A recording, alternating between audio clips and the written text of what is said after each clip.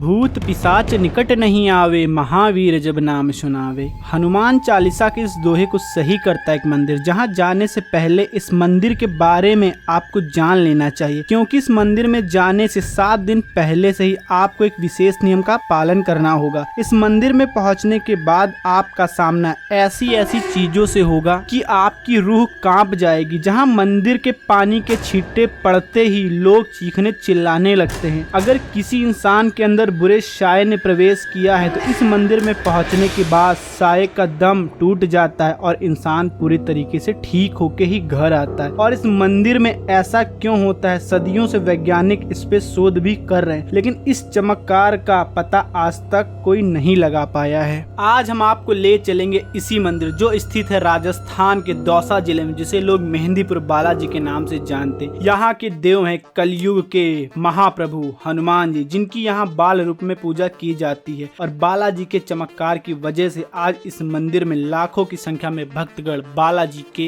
दर्शन करने आते हैं। तो दोस्तों, अगर आप भी बालाजी मंदिर आना चाहते हैं तो आज की वीडियो में हम आपको बताएंगे कैसे आप बालाजी मंदिर तक आ सकते हैं, मेहंदीपुर बालाजी में रुकने की क्या व्यवस्था है, मेहंदीपुर बालाजी में खाने पीने की क्या व्यवस्था है, बालाजी मंदिर आपको कब आना चाहिए, मंदिर की टाइमिंग क्या है, कितने समय बालाजी मंदिर में आरती होती है और पानी के छींटे कितने समय डाले जाते हैं। इसके अलावा ये भी बताएंगे कि मेहंदीपुर बालाजी में अर्जी कैसे लगाई जाती है, मेहंदीपुर बालाजी में आने से पहले आपको क्या करना है और मेहंदीपुर बालाजी में दर्शन करने के बाद जब आप घर जाते हैं तो आपको क्या नहीं करना चाहिए। इसके अलावा मेहंदीपुर बालाजी में 100 मणि लगाई जाती है, तो इसका मतलब भी बताएंगे और 100 मणि कैसे लगाई जाती है ये भी आपको समझाएंगे। और आखिर में ये भी बताएंगे कितना खर्च आता है बालाजी की ट्रिप में। तो वीडियो को अंत तक देखिएगा और अगर आपका कोई सवाल है बालाजी मंदिर से जुड़ा हुआ तो आप सवाल कर सकते हैं कमेंट, उसका जवाब भी आपको तुरंत दिया जाएगा। तो चलिए वीडियो को शुरू करते हैं। सबसे पहले बात कर लेते हैं बालाजी कैसे हैं। तो बालाजी पहुंचना बहुत ही आसान है, यहाँ आप 3 तरीके से पहुंच सकते हैं। सबसे पहले बात कर लेते हैं बाई ट्रेन। अगर आप बाई ट्रेन आना चाहते हैं तो कैसे आएंगे मेहंदीपुर बालाजी। तो मेहंदीपुर बालाजी का नजदीकी स्टेशन है बांदीकुई, जो देश के सभी मुख्य रेलवे स्टेशन से जुड़ा हुआ है। आप बाई ट्रेन बहुत आसानी से बांदीकुई जंक्शन तक आ सकते हैं। बांदीकुई जंक्शन से बालाजी मंदिर की दूरी 25 किलोमीटर के आसपास है। बांदीकुई रेलवे स्टेशन के बाहर से ही बस की सुविधा उपलब्ध हो जाती है, जिसमें आपको 70 से 80 रुपए चार्ज देना होगा और आधे से 1 घंटे में आप बांदीकुई से पहुंच जाते हैं बालाजी। अब बात करते हैं दूसरे ऑप्शन की, मतलब बाई फ्लाइट। अगर आप बाई फ्लाइट मेहंदीपुर बालाजी आना चाहते हैं तो मेहंदीपुर बालाजी का नजदीकी एयरपोर्ट है जयपुर में, जो कि मेहंदीपुर बालाजी से लगभग 100 किलोमीटर की दूरी पर है। यहाँ पहुँचने के बाद आप by bus by taxi Mehandipur Balaji तक जा सकते हैं। अगर चार्जेस की बात करें, अगर आप बाई बस आते हैं जयपुर से मेहंदीपुर बालाजी तो इसके लिए आपको 150 रुपए से लेकर 150 रुपए का चार्ज देना पड़ेगा। और अगर आप प्राइवेट टैक्सी करके आते हैं तो इसके लिए आपको 1500 रुपए से लेकर 2000 रुपए के आसपास का चार्ज देना पड़ता है। अब बात करते हैं तीसरे ऑप्शन की। अगर आप मेहंदीपुर बालाजी अपनी कार या बाइक लेके आना चाहते हो, बहुत आसानी से आप मेहंदीपुर बालाजी तक अपनी कार और बाइक लेके आ सकते हैं। रास्ते बहुत अच्छे बने हुए हैं। इसके अलावा दोस्तों दिल्ली, कानपुर, लखनऊ, जयपुर से बहुत सारी बसें भी मेहंदीपुर बालाजी के लिए चलती है, तो आप इन बस द्वारा भी मेहंदीपुर बालाजी तक आ सकते हैं। तो दोस्तों ये तो बात हो गई आपको मेहंदीपुर बालाजी कैसे आना है। अब बात करते हैं मेहंदीपुर बालाजी में रुकने की क्या व्यवस्थाएं हैं। तो दोस्तों मेहंदीपुर बालाजी में बहुत सारे आश्रम बने हुए। जैसे आप मंदिर पहुंचते हैं तो मंदिर के आसपास और मंदिर के सामने गली जाती है, वहाँ पे आपको बहुत सारे होटल, गेस्ट हाउस, आश्रम देखने को मिल जाते हैं, जहाँ पे आप 400 रुपए से लेके 2000 रुपए तक में नाइट स्टे कर सकते हैं। अगर आप आश्रम लेते हैं तो उसमें आपको 400 रुपए के आसपास का रूम का चार्ज देना पड़ेगा। अगर आप होटल लेते हैं नॉर्मल सा तो इसमें आपको 800 रुपए से लेके 1000 रुपए एसी रूम के लिए देना पड़ता है। और अगर आप अच्छे होटल लेते हैं, 3 स्टार होटल भी अब वहाँ पे बन गए हैं, तो यहाँ पे आपको 1500 रुपए से लेके 3000 रुपए तक के आसपास का चार्ज देना पड़ सकता है। तो दोस्तों ये तो बात होगी मेहंदीपुर बालाजी में रुकने की क्या व्यवस्था है। आगे बढ़ने से पहले बात कर लेते हैं आपको बालाजी के दर्शन के लिए कब आना चाहिए। तो अगर आप बालाजी मंदिर में दर्शन करने आना चाहते हैं तो मेहंदीपुर बालाजी में मंगलवार और शनिवार को बहुत ज्यादा भीड़ होती है और भीड़ में बहुत परेशान भी हो जाते हैं। अगर आप भीड़ मैनेज कर सकते हैं तो फिर आप मंगल और शनिवार को दर्शन करने आ सकते हैं। इसके अलावा अगर आप भीड़ मैनेज नहीं कर सकते, आप कम भीड़ में दर्शन करना चाहते हैं तो साल के 12 महीने अब आप बहुत आसानी से मेहंदीपुर बालाजी आ सकते हैं। मेहंदीपुर बालाजी में साल भर भक्तों की भीड़ लगी रहती है। तो दोस्तों अभी हम लोग मेहंदीपुर बालाजी पहुंच चुके हैं। मेहंदीपुर बालाजी में दर्शन करने से पहले बात कर लेते हैं मेहंदीपुर बालाजी में दर्शन करने की क्या नियम है। मेहंदीपुर बालाजी में ऐसी मान्यता है, कहते हैं यहाँ जाने से पहले कम से कम 1 सप्ताह पहले तक आपको लहसुन, प्याज, अंडा, मांस, शराब का सेवन बंद कर देना चाहिए। इसके अलावा जब भी आप बालाजी धाम जाए तो बालाजी की आरती में शामिल होकर आरती के छींटे आपको जरूर ले लेने। आरती के समय भक्तों पर छींटे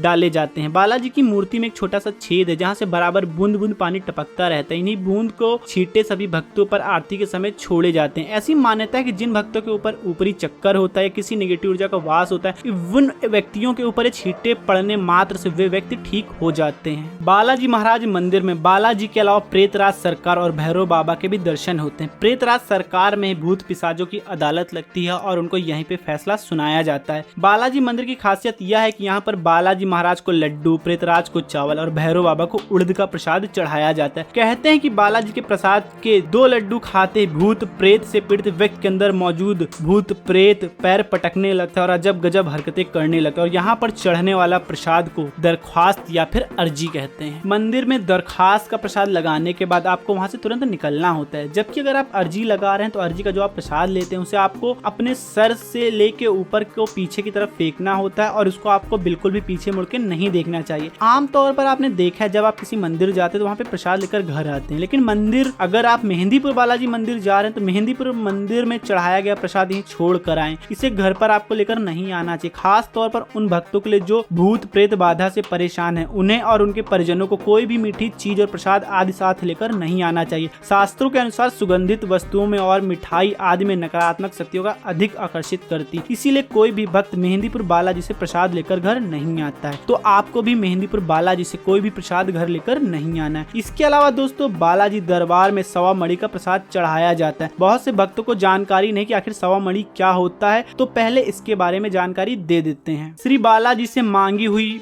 मुराद पूरी होने पर सवा मणि का भोग लगाया जाता है। सवा मणि के प्रसाद में हलवा पूरी एवं लड्डू पूरी का भोग लगाया जाता है। सवा मणि के भोग लगाने का समय 11:30 से 2 बजे तक का होता है। सवा मणि का भोग तीनों देवों में श्री बालाजी महाराज, श्री भैरव बाबा जी, प्रेतराज सरकार जी को लगाया जाता है। सवा मणि श्री राम दरबार में स्थित श्री राम दूध प्रसाद समिति द्वारा अथवा मंदिर के बाहर किसी भी दुकान पर ऑर्डर करने पर आपको प्राप्त हो जाएगी। और दोस्तों अगर आपकी मुराद पूरी हो जाती है फिर आपको स्वयं बालाजी दरबार में पहुंचने के बाद सवा मणि का भोग लगाना चाहिए। इसके अलावा दोस्तों जब आप मेहंदीपुर बालाजी जाते हैं, अगर आपको वहाँ पे कोई प्रसाद देता तो आपको किसी के भी हाथ से कोई भी प्रसाद नहीं लेना है, ना ही किसी की दी हुई किसी भी वस्तु को ग्रहण करना है। इसी कारण वहाँ पे आप देखेंगे एक दूसरे को लोग प्रसाद नहीं देते, ना ही लेते। और सवा मणि का भोग लगाने के लिए अगर आप प्रसाद का वितरण करना चाहते तो आप वहाँ पर प्रसाद का वितरण नहीं कर सकते। इसके लिए मंदिर के बगल में काउंटर बना हुआ, आप अपनी इच्छा अनुसार 5100, 2100 जितने की भी सवा मणि करना चाहते हैं अपनी मुराद पूरी होने के बाद, तो आपको इसी काउंटर पे जाके पर्ची कटा लेना है। यही पर्ची कटाने के बाद आपको रसीद मिलती है, आपको रसीद प्राप्त कर लेना है। यही जो काउंटर बना हो यही लोग आपकी दी हुई जितनी भी राशि उसका भंडारा और भोग लगवा देते हैं। अब बात करते हैं बालाजी महाराज के दर्शन आप कब से कब तक कर सकते हैं। बालाजी महाराज का मंदिर सुबह 6 बजे से लेकर रात 9 बजे तक खुला रहता है, लेकिन आरती के समय पूर्ण रूप से भक्तों को मंदिर के अंदर प्रवेश नहीं दिया जाता है, जिस समय बालाजी का भोग लगाया जाता है। आरती का समय मुख्य रूप से सुबह 6 बजे से 6:30 बजे के आसपास का होता है और शाम को 6:30 से 7 बजे के आसपास का होता है। यहाँ शीतकालीन और ग्रीष्मकालीन के हिसाब से बदलता रहता है। इस समय किसी भी भक्त को मंदिर के अंदर प्रवेश नहीं दिया जाता। इसी समय मंदिर के बाहर भक्तों की बहुत ज्यादा भीड़ लग जाती है, क्योंकि इसी समय आरती के बाद जो छींटे डाले जाते हैं भक्तों पर वो इसी समय डाले जाते हैं। इस समय बहुत ज्यादा कंजेस्टेड हो जाता है मंदिर के सामने, आप देख रहे हैं कितनी ज्यादा भीड़ होती है। तो अगर आप भीड़ एडजस्ट नहीं कर सकते तो आपको भीड़ में नहीं घुसना, आपको बाहर खड़े होकर आराम से आरती देख लेनी है। तो दोस्तों ये तो बात होगी आपको बालाजी कैसे आना है, बालाजी में दर्शन करने के क्या नियम है। अब बात कर लेते हैं आपको बालाजी महाराज की ट्रिप कितने दिन की प्लान करनी चाहिए। अगर आप अपने शहर से इस हिसाब से चलते हैं कि सुबह सुबह बालाजी पहुंच जाते हैं तो पूरे दिन में आप बालाजी के दर्शन करके उसी दिन वापस आ सकते हैं। आपको वहाँ पे नाइट स्टे करने की कोई भी जरूरत नहीं। और अगर आप सुबह सुबह नहीं पहुंचते हैं, बालाजी शाम तक पहुंचते हैं, तो आपको यहाँ पे रुकने के लिए व्यवस्था करनी है। और इसके बाद शाम को 7 बजे से लेकर 9 बजे तक बालाजी महाराज का मंदिर खुला रहता है। तो आप चले जाइए, लाइन में लगिए, बहुत लंबी लाइन लगती है, लेकिन 1 से 1.5 घंटे में आपको दर्शन बहुत आराम से हो जाते हैं। मंदिर के अंदर जब आप जाते हैं तो सर्वप्रथम आपको बालाजी महाराज के दर्शन होते हैं। आप जय बालाजी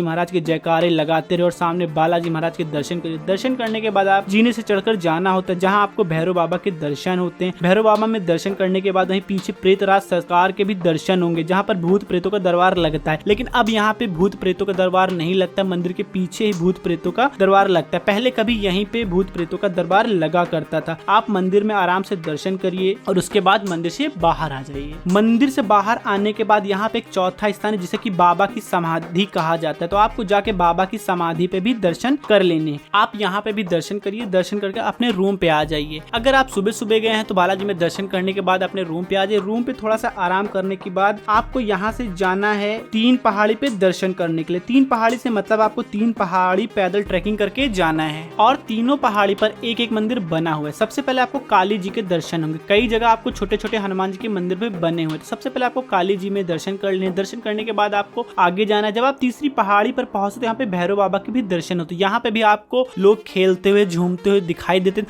तो आपको डरने की बिल्कुल भी जरूरत नहीं। लेकिन जो लोग खेल रहे हैं उनके आसपास आपको जाने की भी जरूरत नहीं। और यहाँ पे आप देखेंगे कि नींबू उतार के फेंके जाते हैं और यहाँ पे कई प्रकार की देखेंगे आपकी पूजाएं भी कराई जाती हैं। अगर आप पूजाएं कराना चाहते हैं, आपको लगता है कोई नकारात्मक ऊर्जा आपके साथ है, आप पे किसी चीज का प्रभाव है, तो आप यहाँ पे पूजा भी करा सकते हैं। 3 पहाड़ी तक जाने के लिए बालाजी मंदिर से थोड़ा आगे जाते तो यहीं से पैदल रास्ता लगा। आप किसी से भी पूछ लेंगे भाई 3 पहाड़ी जाना, तो आपको रास्ता बता दिया जाएगा। तो आप 3 पहाड़ी जाइए, दर्शन करिए। दर्शन करने के बाद आप वापस नीचे आ जाइए। इसमें आपका 3 से 4 घंटे का समय लग जाता है। लेकिन 3 पहाड़ी का जो समय है वो शाम को 7 बजे बंद हो जाता है। शाम को 7 बजे के बाद आप 3 पहाड़ी पे नहीं जा सकते हैं। अब दोस्तों बात कर लेते हैं बालाजी मंदिर पहुंचने के बाद खाने पीने की क्या व्यवस्थाएं मिलने वाली। तो मेहंदीपुर बालाजी में आपको खाने पीने की सारी व्यवस्थाएं देखने को मिल जाती है। यहाँ पे आपको छोटे छोटे होटल रेस्टोरेंट देखने को मिल जाते हैं, जहां आप 100 रुपए से लेकर 150 रुपए में भरपेट खाना खा सकते हैं। इसके अलावा दोस्तों यहाँ पे आपको किसी से भी किसी भी प्रकार का प्रसाद लेके नहीं खाना है। चाहे आप 3 पहाड़ी पे जा रहे हो, चाहे आप मंदिर के आसपास हो, किसी से कोई प्रसाद नहीं लेना, ना ही कोई मीठी चीज आपको अपने घर लेके आना। ये विशेष ध्यान देना है अगर आप बालाजी मंदिर दर्शन करने मेहंदीपुर जा रहे हैं तो। अब आखिर में बात आती कितना खर्च आता है मेहंदीपुर बालाजी मंदिर की अगर यात्रा आप करते हैं तो मेहंदीपुर बालाजी यात्रा करने के लिए आपका जो खर्च आने वाला है लगभग वो 1500 रुपए से लेकर 2000 रुपए के आसपास का आने वाला है, अगर आप एक नाइट का स्टे कर लेते हैं मेहंदीपुर पहुंचने के बाद। और जो मैं खर्च बता रहा हूँ ये मेहंदीपुर पहुंचने के बाद के बता रहा हूँ, मेहंदीपुर पहुंचने तक के खर्च को मैंने इस खर्च में इंक्लूड नहीं किया। इसके अलावा अगर आप मेहंदीपुर बालाजी जा रहे हैं, आपका कोई सवाल है तो कमेंट में कमेंट कर सकते हैं, उसका रिस्पॉन्स तुरंत ही दिया जाएगा। अब बात कर लेते हैं बालाजी मंदिर आने के बाद जब आप घर आ जाते हो आपको क्या नहीं करना है। तो बालाजी मंदिर से घर आने के बाद आपको कम से कम 3 हफ्ते तक प्याज लहसुन का सेवन नहीं करना है। मतलब 21 दिन के आसपास आपको प्याज लहसुन का सेवन नहीं करना चाहिए। और अगर आपसे ये नहीं होता है तो भाई आप 3 दिन तक सिर्फ लहसुन प्याज का सेवन न करें, इसके बाद आप लहसुन प्याज का सेवन कर सकते हैं। तो दोस्तों उम्मीद है इस वीडियो को देखने के बाद आपको समझ आ गया कैसे आपको बालाजी के दर्शन करें, कौन कौन सी सावधानियां आपको